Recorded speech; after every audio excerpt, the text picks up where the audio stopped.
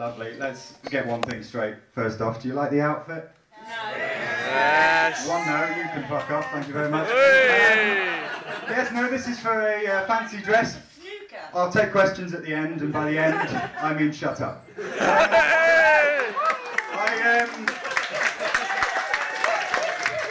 it's going well, I like that. I haven't even done a joke yet. This is the easiest gig I've yet done.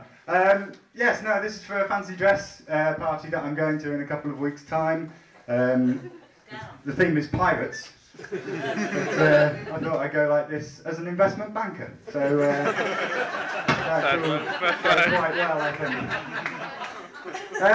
Right, yeah, first of all, we were talking during the interval. I'm trying to remember where we recognised each other. It was a fucking gig I did at uni on Thursday. We go to the same university. Not only that, we do the same course. The only reason I didn't shout out earlier when Tom asked is there any students is I'm not a fucking idiot. No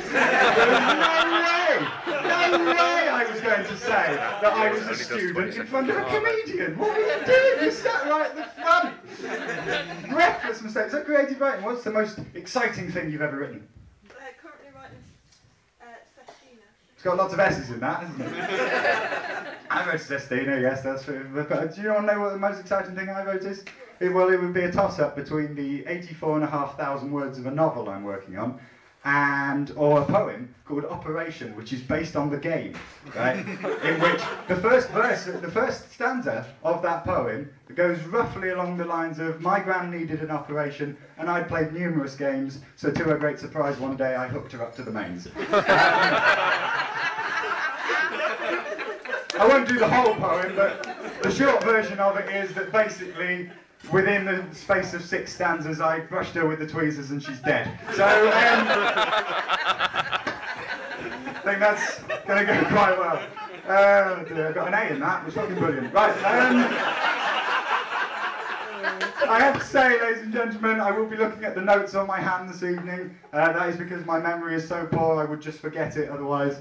But I did come up with an ingenious idea for this, is that I could learn Chinese and then get my set tattooed down my arm, and I could read it and no one would know, and it would be quite brilliant. The only problem with that is after I've done my first Edinburgh show, is that I would then the next year have to put it on the other arm, and then legs, and basically by the 5th year it's going to be a much shorter show.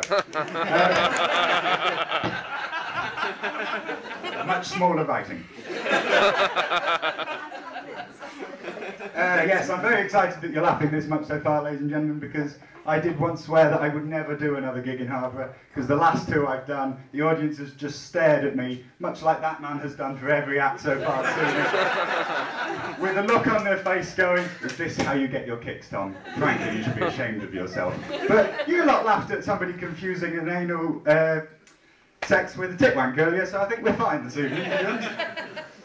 And yeah, so I am from Market Harbour, ladies and gentlemen. You're even laughing at me looking at the notes now. It's good, I've established the joke firmly in your head. It's about time something was. I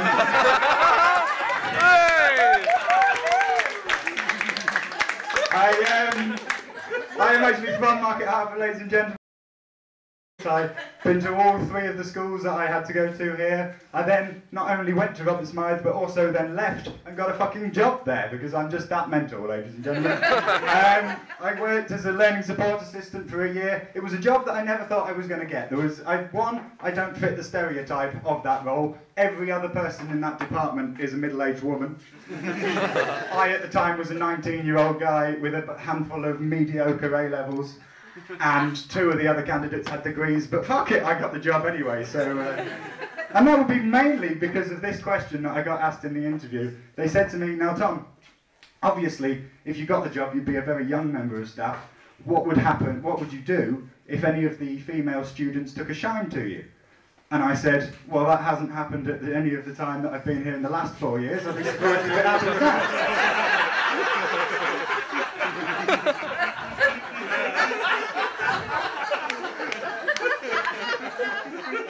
But it's a nice job, it's a nice job. It's not very easy to do, you have to get used to it. But there are some golden moments though. The particular favourites of mine was one of the English teachers asking an entire class, what was invented before the radio? And one of them went, squirrels.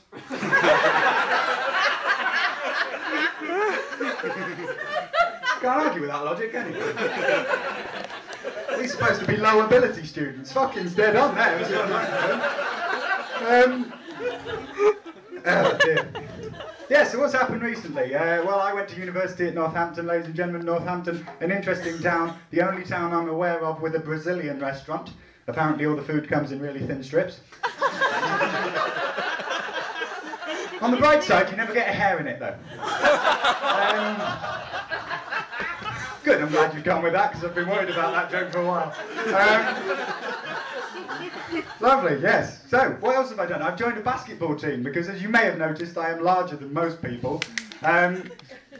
This, by the way, is quite a lot of the basketball team who are sat here. And, yes, no, the way it came about was Joel, who works in the Sugarloaf. He was, don't cheer him for working in the Sugarloaf. No, don't. It's just a sign of a lack of aspiration, is what that is. But, yeah, no, I was just in the Sugarloaf and he came up to me and said, here, do you play basketball? Now, when you're 6'7", that's one of those questions that you get asked quite a lot. And is there anybody else here who's over 6'2", maybe? No? Okay, well, if you know anyone, you can pass this on to them, because this is brilliant, right? If somebody comes up to them and says, you're really tall, do you play basketball? The answer is, simply, you just turn around and go, no, do you play mini-golf?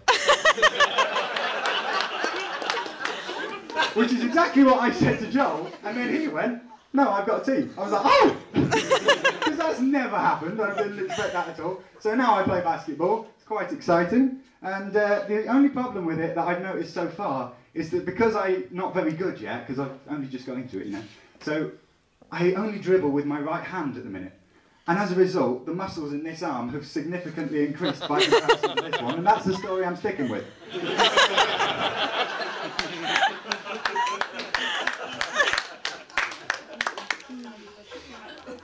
You should be ashamed of yourself for applauding that. So we just had Christmas. Christmas was good. Did you all have a good Christmas dinner? Did you enjoy Christmas dinner? Yes. You had 4 of them. Oh yes. Yeah, you look like you did. What did you have, mate? You had the usual? Yeah. You had everything. Did you have those little sausages wrapped in bacon? How many of them did you have? Hundreds. Countless. Because in my house it was fucking 2, and everyone knows those are the best part of the meal, and every year my family only makes 2 each. Why don't we learn? It's the best thing. Anybody, what did you have for breakfast on Christmas Day? You had beer. Well, you've clearly got problems. What did you have for breakfast? You had Christmas dinner for breakfast. Did you just get up late? Okay. Did anybody else have something more normal for breakfast? Anybody? Anyone? Just shout out, I don't mind. Crumpets. You had tangerines? Oh, in the stocking? Oh, that's fair enough. Any other day, I'd go, what the hell? Now, do you want to know what I had for breakfast on Christmas Day? No. Pork pie, brown sauce, and toast. Like they go together. Apparently that's a Leicester thing, right? And my dad's from Leicester, my mum's from Liverpool. Apparently that results in this accent. Who knew? I've no idea where this thing comes from. It's one of the weirdest things that happens every year in my house on Christmas Day, and we never question it. But weirder things happened this year, because on Christmas Day this year, a man tried to blow up an airport, if only I could talk properly. A man tried to blow up an airport by hiding a bomb in his pants. Now, I'd like to remind you all that a few years ago, a man tried to blow up an airport by hiding a bomb in his shoes, and now we all have to go through customs and take off our shoes. So on Christmas Day, a guy tries to blow up an airport by hiding a bomb in his pants. I got unnecessarily excited.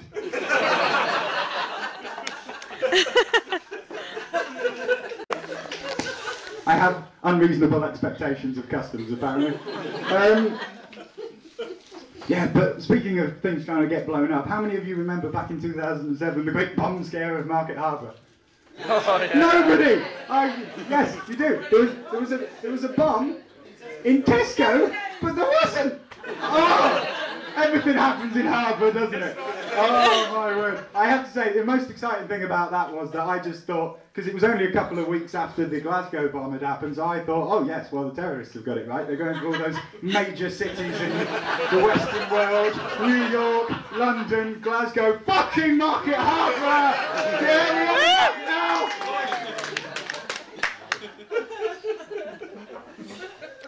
The most exciting thing, I was sat watching Sky News while it was going on. Because there was 14 of these around the country, it was a major news story. And so they were getting all these ridiculous updates, because of course, as it was a hoax, there was nothing really to report. So they were getting all these daft things coming in, and just scrolling across the bottom of the screen. My favourite one of which said that apparently the terrorists had been trained by a postal course. Hello, Learn Direct. Yes, I'd like to study advanced terrorism, please. Postal course, yes. Be careful on the anthrax module, okay.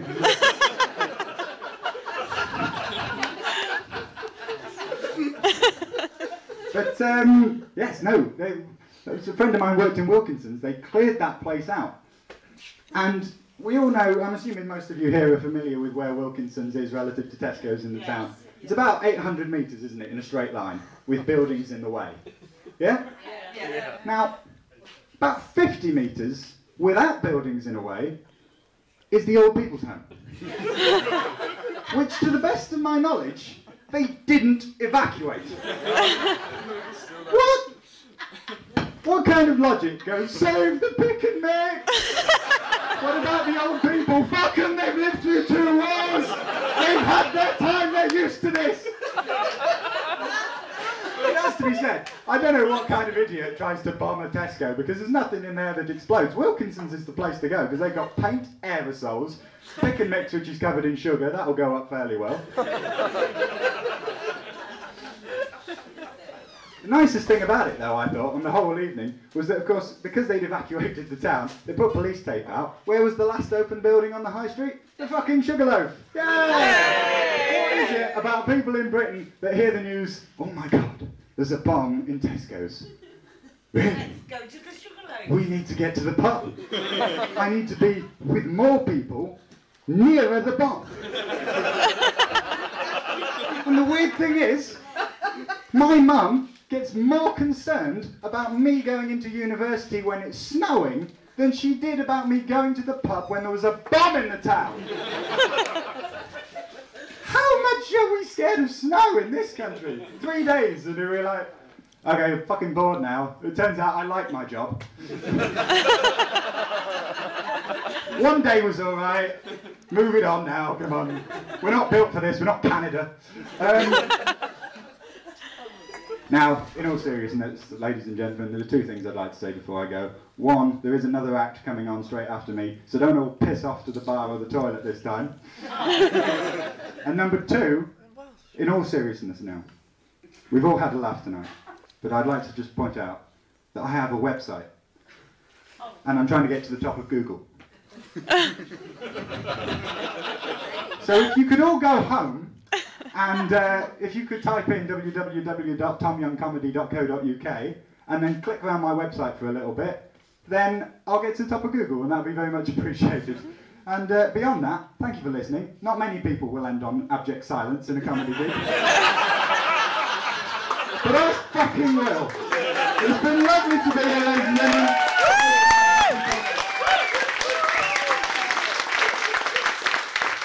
Come on, yeah, thank you. Come on.